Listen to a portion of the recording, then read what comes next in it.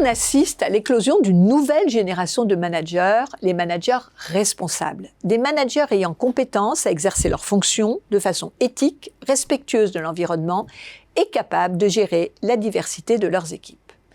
Si la définition semble simple, la mise en œuvre est souvent complexe et soumet au quotidien à ces managers à des tensions, transformant l'injonction à la responsabilité en incantation managériale, générant frustration et désarroi.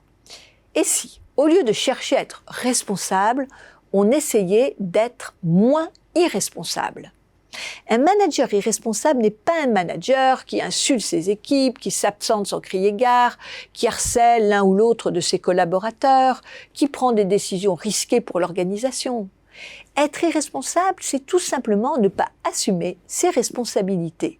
Et il y a alors de nombreuses façons de ne pas être un manager responsable.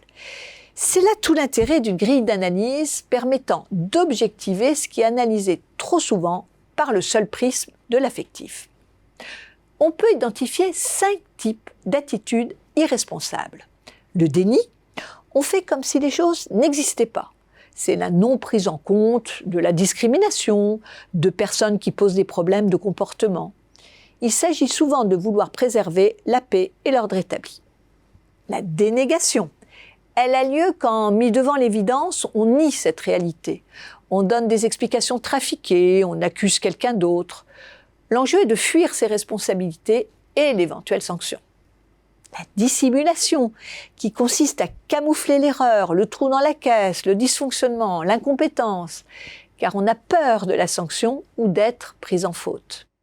Le mensonge, c'est travestir les faits, raconter une toute autre histoire. Ce sont les CV arrangés, les chiffres maquillés, les faux ordres de mission, mais aussi les messages rassurants quand tout va mal, les fausses informations pour déstabiliser. Et puis, l'oubli.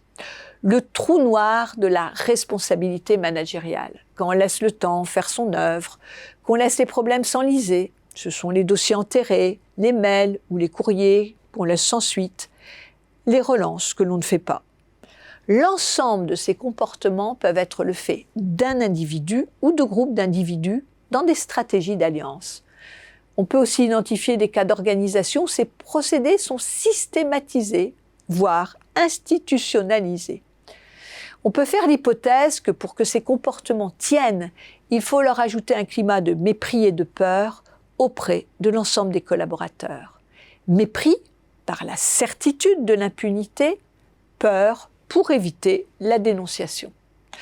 Le champ de la responsabilité est immense, celui de l'irresponsabilité pas moins. Poser le diagnostic, c'est déjà commencer le processus de guérison.